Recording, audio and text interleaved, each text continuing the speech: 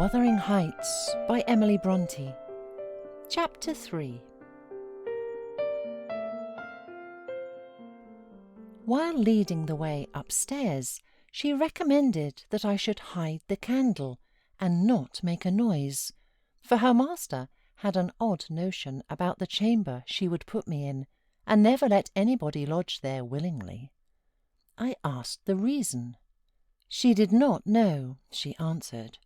She had only lived there a year or two, and there were so many queer goings-on, she could not begin to be curious. Too stupefied to be curious myself, I fastened the door and glanced round for the bed. The whole furniture consisted of a chair, a clothes-press, and a large oak table, with squares cut out near the top, resembling coach windows. Having approached this structure, I looked inside, and perceived it to be a singular sort of old-fashioned couch, very conveniently designed to obviate the necessity for every member of the family having a room to himself. In fact, it formed a little closet, and the ledge of a window, which it enclosed, served as a table. I slid back the panelled sides, got in with my light, pulled them together again, and felt secure against the vigilance of Heathcliff and everyone else. The ledge, where I placed my candle, had a few mildewed books piled up in one corner, and it was covered with writing scratched on the paint. This writing, however, was nothing but a name, repeated in all kinds of characters, large and small. Catherine Earnshaw, here and there varied to Catherine Heathcliff, and then again to Catherine Linton. In vapid listlessness, I leant my head against the window, and continued spelling over Catherine Earnshaw, Heathcliff, Linton, till my eyes closed, but they had not rested 5 minutes when a glare of white letters started from the dark, as vivid as spectres. The air swarmed with Catherines, and rousing myself to dispel the obtrusive name, I discovered my candle-wick reclining on one of the antique volumes, and perfuming the place with an odour of roasted calf-skin. I snuffed it off, and, very ill at ease under the influence of cold and lingering nausea, sat up and spread open the injured tome on my knee. It was a Testament in lean type, and smelling dreadfully musty. A fly-leaf bore the inscription, Catherine Earnshaw, her book, and a date some 1/4 of a century back. I shut it and took up another, and another, till I had examined all. Catherine's library was select, and its state of dilapidation proved it to have been well used, though not altogether for a legitimate purpose. Scarcely one chapter had escaped a pen and ink commentary, at least the appearance of one, covering every morsel of blank that the printer had left. Some were detached sentences, other parts took the form of a regular diary, scrawled in an unformed childish hand. At the top of an extra page, quite a treasure probably when first lighted on, I was greatly amused to behold an excellent caricature of my friend Joseph, rudely yet powerfully sketched. An immediate interest kindled within me for the unknown Catherine, and I began forthwith to decipher her faded hieroglyphics. "An awful Sunday," commenced the paragraph beneath. "I wish my father were back again. Hindley is a detestable substitute. His conduct to Heathcliff is atrocious. H. and I are going to rebel. We took our initiatory step this evening. All day has been flooding with rain. We could not go to church, so Joseph must needs get up a congregation in the garret, and while Hindley and his wife basked downstairs before a comfortable fire, doing anything but reading their Bibles, I'll answer for it, Heathcliff, myself, and the unhappy ploughboy were commanded to take our prayer books and mount. We were ranged in a row on a sack of corn, groaning and shivering, and hoping that Joseph would shiver too, so that he might give us a short homily for his own sake. A vain idea! The service lasted precisely 3 hours, and yet my brother had the face to exclaim, when he saw us descending, "What? Done already?" On Sunday evenings we used to be permitted to play, if we did not make much noise. Now a mere titter is sufficient to send us into corners. "You forget you have a master here," says the tyrant. "I'll demolish the first who puts me out of temper." I insist on perfect sobriety and silence. "Oh, boy, was that you? Francis, darling, pull his hair as you go by." I heard him snap his fingers. Francis pulled his hair heartily, and then went and seated herself on her husband's knee, and there they were, like 2 babies, kissing and talking nonsense by the hour. Foolish palaver that we should be ashamed of. We made ourselves as snug as our means allowed in the arch of the dresser. I had just fastened our pinafores together and hung them up for a curtain, when in comes Joseph, on an errand from the stables. He tears down my handiwork, boxes my ears, and croaks, "T' master no but just buried, and Sabbath no o'ered, and t' sound of t' gospel still in t' lungs, and ye dare be liking. Shame on ye! Sit ye down, ill childer. There's good books enough if ye'll read them. Sit ye down, and think of your souls." Saying this, he compelled us so to square our positions that we might receive from the far-off fire a dull ray to show us the text of the lumber he thrust upon us. I could not bear the employment. I took my dingy volume by the scroop and hurled it into the dog-kennel, vowing I hated a good book. Heathcliff kicked his to the same place. Then there was a hubbub.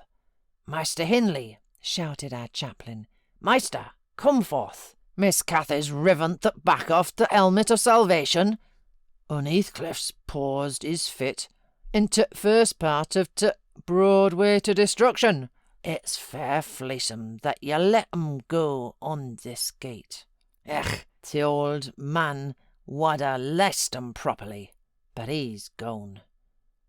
Hindley hurried up from his paradise on the hearth, and seizing one of us by the collar and the other by the arm, hurled both into the back kitchen, where Joseph, a ceravated old Nick, would fetch us as sure as we were living, and so comforted we each sought a separate nook to await his advent. I reached this book and a pot of ink from a shelf, and pushed the house door ajar to give me light, and I have got the time on with writing for 20 minutes, but my companion is impatient, and proposes that we should appropriate the dairywoman's cloak, and have a scamper on the moors under its shelter. A pleasant suggestion, and then, if the surly old man come in, he may believe his prophecy verified. We cannot be damper or colder in the rain than we are here. I suppose Catherine fulfilled her project, for the next sentence took up another subject. She waxed lachrymose. "How little did I dream that Hindley would ever make me cry so," she wrote. "My head aches, till I cannot keep it on the pillow, and still I can't give over. Poor Heathcliff! Hindley calls him a vagabond, and won't let him sit with us, nor eat with us any more, and he says he and I must not play together, and threatens to turn him out of the house if we break his orders. He has been blaming our father, how dared he, for treating H too liberally, and swears he will reduce him to his right place." I began to nod drowsily over the dim page. My eye wandered from manuscript to print. I saw a red, ornamented title, 70 times 7, and the first of the 71st. A pious discourse delivered by the Reverend J. Bez Brandenham in the chapel of Gillingham Sow, and while I was half-consciously worrying my brain to guess what Jabez Brandenham would make of his subject, I sank back in bed and fell asleep. Alas for the effects of bad tea and bad temper! What else could it be that made me pass such a terrible night? I don't remember another that I can at all compare with it since I was capable of suffering. I began to dream, almost before I ceased to be sensible of my locality. I thought it was morning, and I had set out on my way home with Joseph for a guide. The snow lay yards deep in our road, and, as we floundered on, my companion wearied me with constant reproaches that I had not brought a pilgrim's staff, telling me that I could never get into the house without one, and boastfully flourishing a heavy-headed cudgel, which I understood to be so denominated. For a moment I considered it absurd that I should need such a weapon to gain admittance into my own residence. Then a new idea flashed across me. I was not going there. We were journeying to hear the famous Jabez Brandenham preach, from the text 70 times 7, and either Joseph, the preacher, or I had committed the first of the 71st, and were to be publicly exposed and excommunicated. We came to the chapel. I have passed it really in my walks, twice or thrice. It lies in a hollow between two hills, an elevated hollow near a swamp, whose peaty moisture is said to answer all the purposes of embalming on the few corpses deposited there. The roof has been kept whole hitherto, but as the clergyman's stipend is only £20 per annum, and a house with 2 rooms threatening speedily to determine into one, no clergyman will undertake the duties of pastor, especially as it is currently reported that his flock would rather let him starve than increase the living by 1 penny from their own pockets. However, in my dream, Jabez had a full and attentive congregation, and he preached, good God, what a sermon, divided into 490 parts, each fully equal to an ordinary address from the pulpit, and each discussing a separate sin. Where he searched for them, I cannot tell. He had his private manner of interpreting the phrase, and it seemed necessary the brother should sin different sins on every occasion. They were of the most curious character, odd transgressions that I never imagined previously. Oh, how weary I grew, how I writhed and yawned and nodded and revived.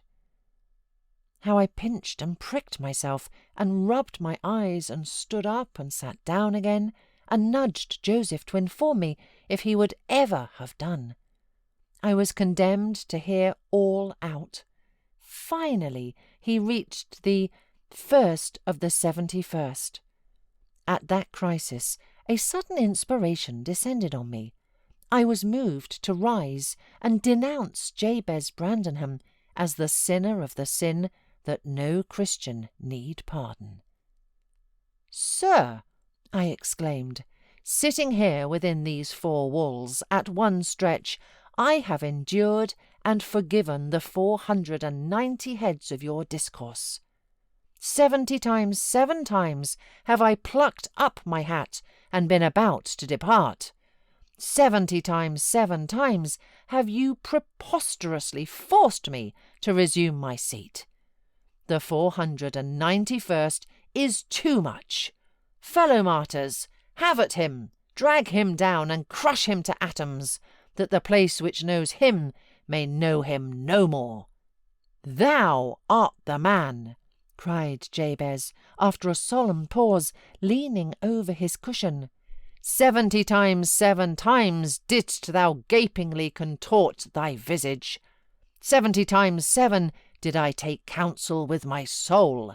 Lo, this is human weakness. This also may be absolved. The first of the 71st is come. Brethren, execute upon him the judgment written. Such honour have all his saints." With that concluding word, the whole assembly, exalting their pilgrim staves, rushed round me in a body, and I, having no weapon to raise in self-defence, commenced grappling with Joseph, my nearest and most ferocious assailant, for his. In the confluence of the multitude, several clubs crossed, blows aimed at me fell on other sconces. Presently the whole chapel resounded with rappings and counter-rappings. Every man's hand was against his neighbour, and Brandenham, unwilling to remain idle, poured forth his zeal in a shower of loud taps on the boards of the pulpit, which responded so smartly that at last, to my unspeakable relief, they woke me. And what was it that had suggested the tremendous tumult? What had played Jabez's part in the row? Merely the branch of a fir tree that touched my lattice as the blast wailed by and rattled its dry cones against the panes. I listened doubtingly an instant, detected the disturber, then turned and dozed, and dreamt again, if possible, still more disagreeably than before. This time I remembered I was lying in the oak closet, and I heard distinctly the gusty wind and the driving of the snow. I heard also the fir bough repeat its teasing sound, and ascribed it to the right cause, but it annoyed me so much that I resolved to silence it, if possible, and, I thought, I rose and endeavoured to unhasp the casement. The hook was soldered into the staple, a circumstance observed by me when awake, but forgotten. I must stop it, nevertheless, I muttered, knocking my knuckles through the glass and stretching an arm out to seize the importunate branch, instead of which my fingers closed on the fingers of a little ice-cold hand. The intense horror of nightmare came over me. I tried to draw back my arm, but the hand clung to it, and a most melancholy voice sobbed, "Let me in! Let me in!" "Who are you?" I asked, struggling meanwhile to disengage myself. "Catherine Linton," it replied, shiveringly. Why did I think of Linton? I had read Earnshaw 20 times for Linton. "I'll come home. I'd lost my way on the moor." As it spoke, I discerned obscurely a child's face looking through the window. Terror made me cruel, and finding it useless to attempt shaking the creature off, I pulled its wrist onto the broken pane and rubbed it to and fro till the blood ran down and soaked the bedclothes. Still it wailed, "Let me in," and maintained its tenacious gripe, almost maddening me with fear. "How can I?" I said at length. "Let me go, if you want me to let you in." The fingers relaxed. I snatched mine through the hole, hurriedly piled the books up in a pyramid against it, and stopped my ears to exclude the lamentable prayer. I seemed to keep them closed above a quarter of an hour, yet the instant I listened again, there was the doleful cry moaning on. "Begone!" I shouted. "I'll never let you in, not if you beg for 20 years." "It is 20 years," mourned the voice. 20 years! I've been a waif for 20 years. Thereat began a feeble scratching outside, and the pile of books moved as if thrust forward. I tried to jump up, but could not stir a limb, and so yelled again in a frenzy of fright. To my confusion, I discovered the yell was not ideal. Hasty footsteps approached my chamber door. Somebody pushed it open, and a vigorous hand and a light glimmered through the squares at the top of the bed. I sat shuddering, yet and wiping the perspiration from my forehead. The intruder appeared to hesitate, and muttered to himself. At last he said, in a half-whisper, plainly not expecting an answer. "Is anyone here?" I considered it best to confess my presence, for I knew Heathcliff's accents, and feared he might search further if I kept quiet. With this intention, I turned and opened the panels. I shall not soon forget the effect my action produced. Heathcliff stood near the entrance in his shirt and trousers, with a candle dripping over his fingers, and his face as white as the wall behind him.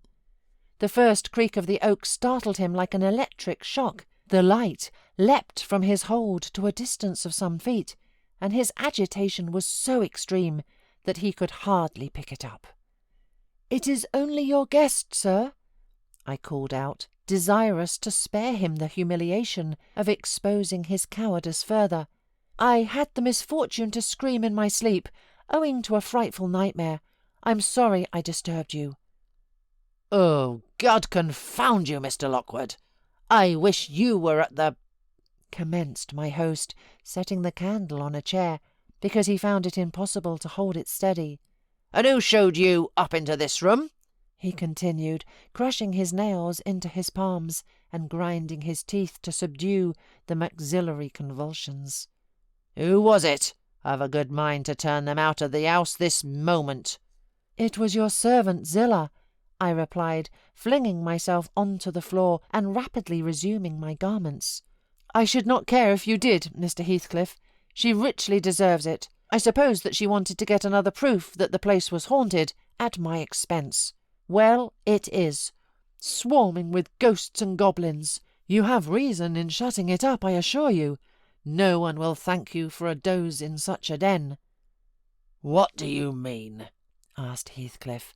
"And what are you doing? Lie down and finish out the night, since you are here. But for heaven's sake, don't repeat that horrid noise. Nothing could excuse it, unless you were having your throat cut." "If the little fiend had got in at the window, she probably would have strangled me," I returned. "I'm not going to endure the persecutions of your hospitable ancestors again. Was not the Reverend Jabez Branderham akin to you on your mother's side?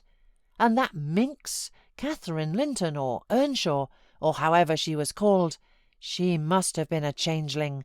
Wicked little soul! She told me she had been walking the earth these 20 years. A just punishment for her mortal transgressions, I've no doubt." Scarcely were these words uttered when I recollected the association of Heathcliff's with Catherine's name in the book, which had completely slipped from my memory till thus awakened. I blushed at my inconsideration, but without showing further consciousness of the offence, I hastened to add, "The truth is, sir, I passed the first part of the night in—" Here I stopped afresh. I was about to say, perusing those old volumes. Then it would have revealed my knowledge of their written as well as their printed contents. So, correcting myself, I went on, "In spelling over the name scratched on that window ledge. A monotonous occupation, calculated to set me asleep, like counting or—" "What can you mean by talking in this way to me?" thundered Heathcliff with savage vehemence. "How dare you? Under my roof? God, he's mad to speak so!" And he struck his forehead with rage. I did not know whether to resent this language or pursue my explanation, but he seemed so powerfully affected that I took pity and proceeded with my dreams, affirming I had never heard the appellation of Catherine Linton before, but reading it often over produced an impression which personified itself when I had no longer my imagination under control. Heathcliff gradually fell back into the shelter of the bed as I spoke, finally sitting down almost concealed behind it. I guessed, however, by his irregular and intercepted breathing, that he struggled to vanquish an excess of violent emotion. Not liking to show him that I had heard the conflict, I continued my toilette rather noisily, looked at my watch, and soliloquized on the length of the night. Not 3 o'clock yet. I could have taken oath it had been 6. Time stagnates here. We must surely have retired to rest at 8. Always at 9 in winter, and rise at 4, said my host, suppressing a groan, and, as I fancied, by the motion of his arm's shadow, dashing a tear from his eyes. Mr. Lockwood, he added, you may go into my room. You'll only be in the way coming downstairs so early, and your childish outcry has sent sleep to the devil for me. And for me too, I replied. I'll walk in the yard till daylight, and then I'll be off, and you need not dread a repetition of my intrusion. I'm now quite cured of seeking pleasure in society, be it country or town. A sensible man ought to find sufficient company in himself. Delightful company, muttered Heathcliff. Take your candle and go where you please. I shall join you directly. Keep out of the yard, though. The dogs are unchained, and the house. Juno mounts sentinel there, and nay, you can only ramble about the steps and passages. But away with you. I'll come in 2 minutes. I obeyed, so far as to quit the chamber, when, ignorant where the narrow lobbies led, I stood still, and the witless involuntarily to a piece of superstition on the part of my landlord, which belied oddly his apparent sense. He got on to the bed, and wrenched open the lattice, bursting, as he pulled at it, into an uncontrollable passion of tears. "Come in, he sobbed. "Cathy, do come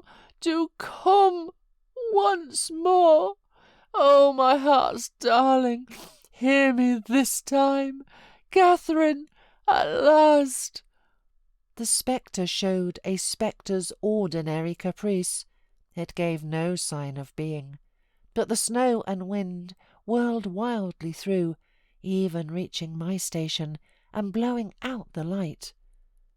There was such anguish in the gush of grief that accompanied this raving that my compassion made me overlook its folly, and I drew off, half angry to have listened at all, and vexed at having related my ridiculous nightmare, since it produced that agony, though why was beyond my comprehension.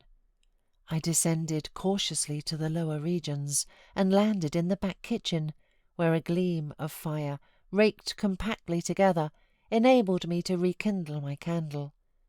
Nothing was stirring except a brindled grey cat, which crept from the ashes and saluted me with a querulous mew. 2 benches, shaped in sections of a circle, nearly enclosed the hearth.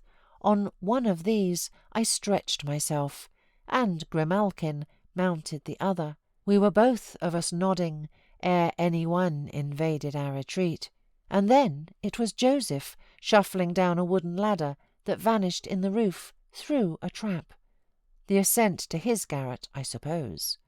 He cast a sinister look at the little flame which I had enticed to play between the ribs, swept the cat from its elevation, and bestowing himself in the vacancy, commenced the operation of stuffing a 3-inch pipe with tobacco. My presence in his sanctum was evidently esteemed a piece of impudence too shameful for remark. He silently applied the tube to his lips, folded his arms, and puffed away. I let him enjoy the luxury unannoyed, and after sucking out his last wreath and heaving a profound sigh, he got up and departed as solemnly as he came.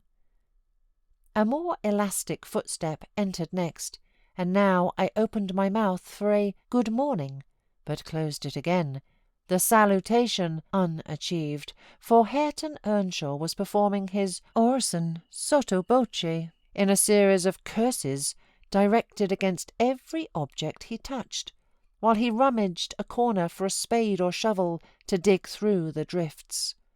He glanced over the back of the bench, dilating his nostrils, and thought as little of exchanging civilities with me as my companion the cat. I guessed by his preparations that egress was allowed, and, leaving my hard couch, made a movement to follow him. He noticed this, and thrust at an inner door with the end of his spade, intimating by an inarticulate sound that there was the place where I must go if I changed my locality. It opened into the house where the females were already astir, Zillah urging flakes of flame up the chimney with a colossal bellows, and Mrs. Heathcliff kneeling on the hearth reading a book by the aid of the blaze. She held her hand interposed between the furnace heat and her eyes, and seemed absorbed in her occupation, desisting from it only to chide the servant for covering her with sparks, or to push away a dog, now and then, that snoozled its nose over-forwardly into her face. I was surprised to see Heathcliff there also.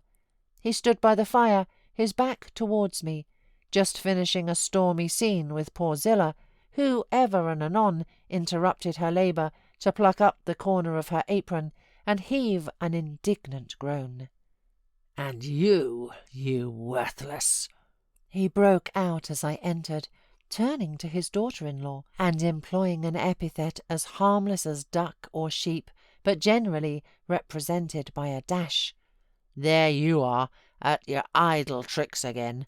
The rest of them do earn their bread. You live on my charity.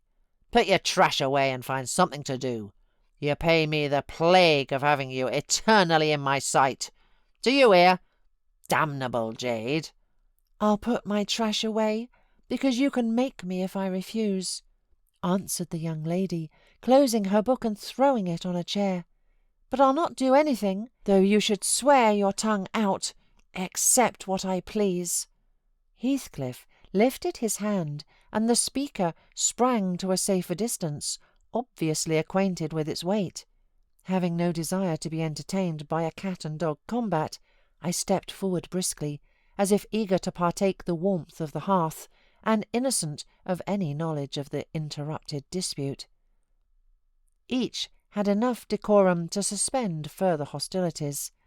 Heathcliff placed his fists out of temptation in his pockets. Mrs. Heathcliff curled her lip and walked to a seat far off, where she kept her word by playing the part of a statue during the remainder of my stay. That was not long. I declined joining their breakfast, and at the first gleam of dawn took an opportunity of escaping into the free air, now clear and still, and cold as impalpable ice. My landlord hallooed for me to stop ere I reached the bottom of the garden, and offered to accompany me across the moor. It was well he did, for the whole hill-back was one billowy white ocean, the swells and falls not indicating corresponding rises and depressions in the ground. Many pits, at least, were filled to a level, and entire ranges of mounds, the refuse of the quarries, blotted from the chart which my yesterday's walk left pictured in my mind. I had remarked on one side of the road, at intervals of 6 or 7 yards, a line of upright stones, continued through the whole length of the barren. These were erected and daubed with lime on purpose to serve as guides in the dark, and also when a fall, like the present, confounded the deep swamps on either hand with the firmer path. But, excepting a dirty dot pointing up here and there, all traces of their existence had vanished, and my companion found it necessary to warn me frequently to steer to the right or left when I imagined I was following correctly the windings of the road. We exchanged little conversation, and he halted at the entrance of Thrushcross Park, saying I could make no error there. Our adieus were limited to a hasty bow, and then I pushed forward, trusting to my own resources, for the porter's lodge is untenanted as yet. The distance from the gate to the Grange is 2 miles. I believe I managed to make it 4, what with losing myself among the trees and sinking up to the neck in snow, a predicament which only those who have experienced it can appreciate. At any rate, whatever were my wanderings, the clock chimed 12 as I entered the house. and that gave me exactly an hour for every mile of the usual way from Wuthering Heights. My human fixture and her satellites rushed to welcome me, exclaiming tumultuously they had completely given me up. Everybody conjectured that I had perished last night, and they were wondering how they must set about the search for my remains. I bid them be quiet, now that they saw me returned, and benumbed to my very heart, I dragged upstairs, whence, after putting on dry clothes and pacing to and fro 30 or 40 minutes to restore the animal heat, I adjourned to my study, feeble as a kitten, almost too much so to enjoy the cheerful fire and smoking coffee which the servant had prepared for my refreshment.